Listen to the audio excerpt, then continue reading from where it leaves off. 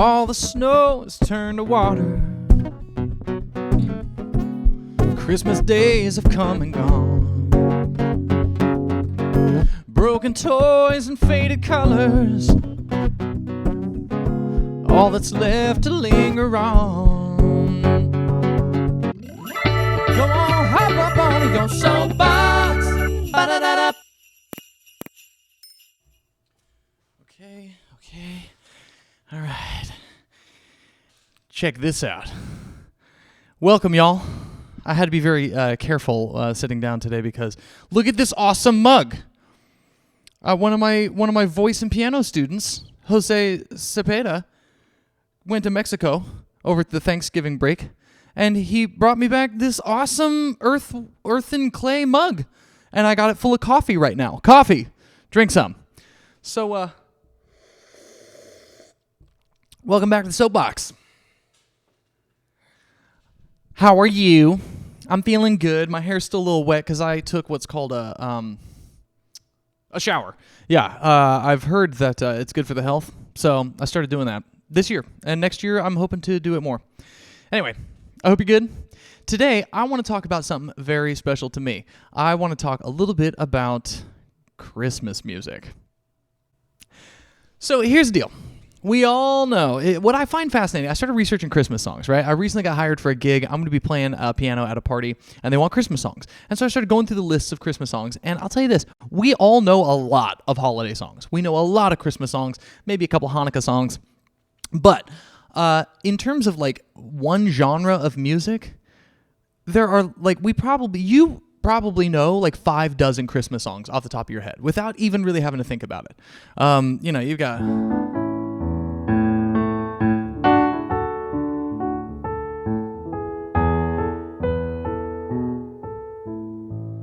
Right? We all know this one. And so we've heard these songs our entire lives. And they just go on and on every year. And we all hear the same stuff every year. So, that being said, I'm not saying there's anything wrong with this music. All right? I'm not saying there's anything wrong with that music. It's just that every year we sort of trot out the same stuff. And you can love it. You can feel sentimental about it. It's great. And it's not bad music. It's good music. However, what I want to talk about this year is something a little different.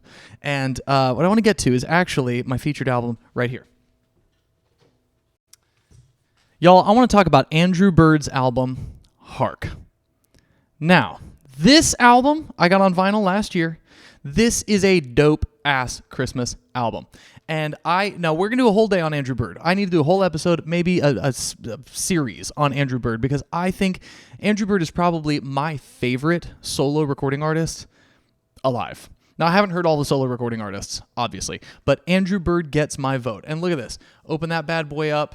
It's beautiful. I don't want to drop the record here. It's beautiful. Look at this. And what's cool, apparently, is that I guess his mom did the artwork for this. So, nifty. Getting other artists' work featured by using your own work, which I think is just really, really good news. So, on this album are some Christmas songs that are very much Christmas songs. He's got, let's take a look here. Yeah. So you got a song like, A White Christmas, right? Or Oh Holy Night, which actually he does as a whistle song. Now, Andrew Bird, he's an unbelievable violinist. He does a lot of multi-instrumentalist stuff, and I just think he is an excellent musician, and he surrounds himself with excellent musicians too, which is always important. This guy is a real artist. He does a lot of loop tracking.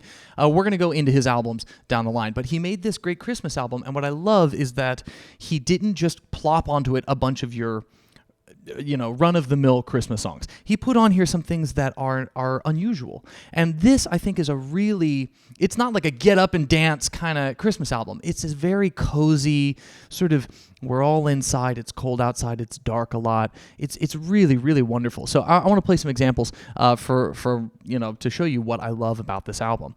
I think Andrew Bird is a very, very smart musician, and I think that he has a lot of really interesting things to say. I love the way he approaches lyrics. I also love the way he approaches musicality. On here, he features a couple of Vince Guaraldi songs. If you don't know Vince Guaraldi, he did all of the jazz music for the Peanuts. So when you think of all that is Vince Guaraldi. He put on here one of my favorite Vince Guaraldi songs, Skating. I'm not even going to attempt to play that because that one's a doozy, and I don't I don't play doozies. I don't do it. So on the album, he's got this great song called Alabaster. And right out of the gate, he sets the tone with almost a sort of dark... It's sort of a dark Christmas album. And I don't mean dark as in like scary, but think about it. It's nighttime a lot. The sun here in Atlanta goes down like 4:30. So most of our day is darkness, right? Night and the stars that hung all around us light the way to your door. Won't you pour me a glass of pure alabaster? Come sit down by the fire. Days are growing shorter, nights are growing longer. Gotta get much stronger to make it through. That is so cool to me. I think that's really neat. Won't you pour me a cup of pure alabaster? Come sit down by the fire. Days, I love that too. Days are growing shorter, nights are growing longer. Gotta get much stronger to make it through. Think about that. He's kind of referencing an older time when, when you couldn't just get, anything you wanted year round. We're all living in an age right now where if you want blueberries in December, you go get blueberries. If you want grapes in February, you go get grapes. We have no seasons anymore, really. So he's referencing a period. I mean, think about what this season used to mean for people. A lot of darkness. We all would pray that the harvest from the autumn would last us through the dark, frightening, cold, dead winter. And I think that's beautiful. But he doesn't say it in a threatening way. He's just saying you got to get much stronger to make it through. And what do we do when it's dark out, right? We gather together inside. We light fires. We cook food. We drink cups of pure alabaster. What could that mean? Is he talking about eggnog? I think eggnog is fucking disgusting. But that's just me. Hashtag vegan life. But I think it's such a beautiful... And that descending pattern...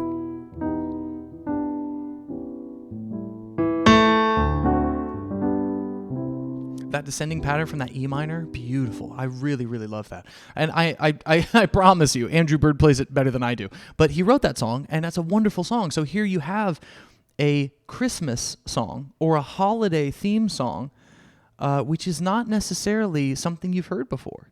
Not necessarily a style that's usually, all I want for Christmas. It's not that kind of boppy thing. It's almost this sentimental, let's all gather together in the dark and remind each other why the warmth is what carries us through this dark time. Beautiful. Really, really nice. So, a couple more examples. So, what I like about this song, it's by an artist named, I think, John Cale, who I've never heard of. C-A-L-E. I think that's right. At least that's what the tablature telling me. And I think it's from 1973. So I love that Andrew Bird has this streak of like Americana style in him, and he references other artists often. Like on this album, he uses a couple Vince Guaraldi songs. Great American artist. And in this one, it's John Cale, and it's got this great... It's a very simple song, but it's beautiful. Andalusia, when can I see ya? When the snow is on again. Farmer John wants you louder and softer, closer and nearer than again. Needing you, taking you, keeping you.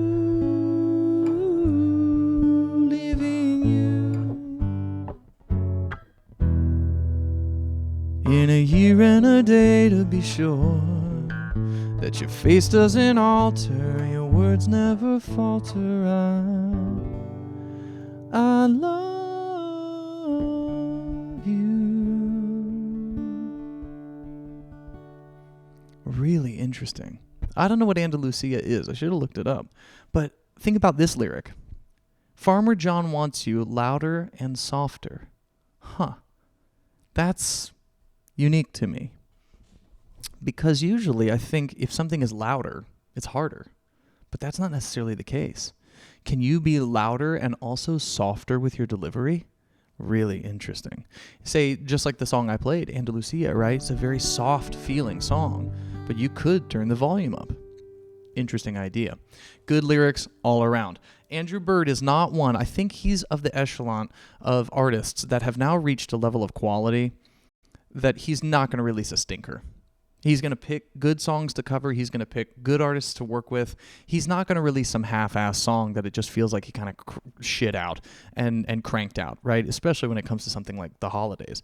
He chose songs and he wrote songs that are unique to his feeling. As a matter of fact,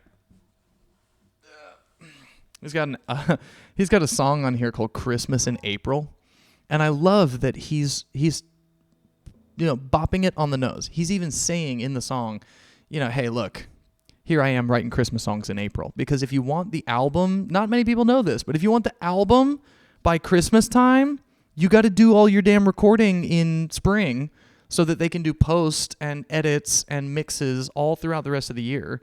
And then you get your album, by second week of December.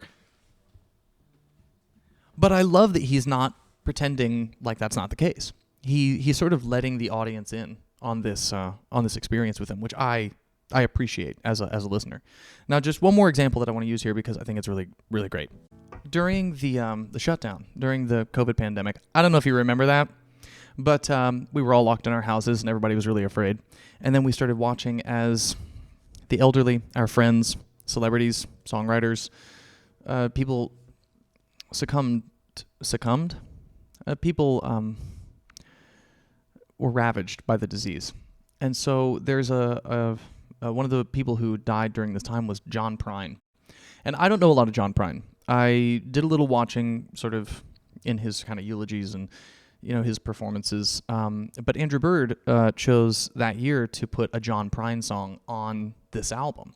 And it's really cool because I wouldn't think of it as perhaps a Christmas song, but it does reference Christmas, right? All the snow is turned to water. Christmas days have come and gone. Broken toys and faded colors. All that's left to linger on. I hate graveyards and old pawn shops, for they always bring me tears. I can't forgive the way they robbed me of all my childhood souvenirs. Memories that can't be bought, can't be won at carnivals for free. Well, it took me years to get these souvenirs, and I don't know how they slipped away from me. Yeah, it's cool. That's a groove, right? And so what Andrew Bird does is he takes this song and he plays it in the sort of strumming style on his violin. So this is what I love about Andrew Bird. He'll play the guitar. He'll play the violin in a pizzicato. If you know what pizzicato means, it means when you pluck the strings with your fingers, with your fingies. He'll play the guitar the violin like a tiny guitar. Then during the solo section, he'll flip that bad boy up and start. And he has this, like I said, this streak of Americana, of blues, of almost like country folk, but it doesn't feel. It doesn't feel corny. It doesn't feel, hey, y'all, I like country music, so I'm going to front like I'm a country boy. It's not like that. It's very much like I think he's invested in the sound, and it's almost like he fiddles his violin, right? And that... I highly suggest that you go and listen to this album because you'd be surprised. There are some grooves in there. A lot of it is very tender and very soft, like Oh Holy Night or White Christmas. A lot of it is fun and energetic, like Skating or Christmas Time Is Coming, Vince Guaraldi tunes. And then some of it is this kind of like Andalusia, Alabaster, Souvenirs. It's this almost American country, Americana style. And this is what I love about Andrew Bird. He's reached a level of artistry where it's hard to box him in. It's hard to go, oh, he's an indie alt musician. Oh, he's an American folk artist. Oh, he's a bluegrass fiddle player. He kind of, like Nathaniel Rateliff or various others, he sort of weaves his way in and out of different styles. And that's where I think it is really the quality stuff. And then, of course, by listening to Andrew Bird, he encourages me to listen not just to Andrew Bird, but to Vince Guaraldi, to John Cale, to John Prine. God rest you, John Prine. And in that way, he uses his voice and his platform to point toward other artists. And I think that's the key. If you're going to rise as an artist, don't just rise yourself. Don't just rise and be too overly proud about how great you're doing. Point toward other people. Raise the ceiling, but while you do it, bring the floor up as well. If while you're rising, you bring others up with you, that's not just when you're a musician. That's not just when you're an artist. That's the stuff of legends. And that's just how I feel. So by all means, you don't have to get it on vinyl. You can download it on Spotify. You can download it on Apple Music or whatever platform you use. Or if you like me and you love that vinyl sound, get it on vinyl. It's a great album. Andrew Bird is such a wonderful artist, and we're going to do more Soapbox episodes on Andrew Bird. But for this holiday at least, I implore you to consider some of the outside the margins holiday music, stuff that you may not consider Christmas songs, because you'll be really pleasantly surprised with the quality and the take of the music that you will come across. So give it a listen, and if you don't like it, tough.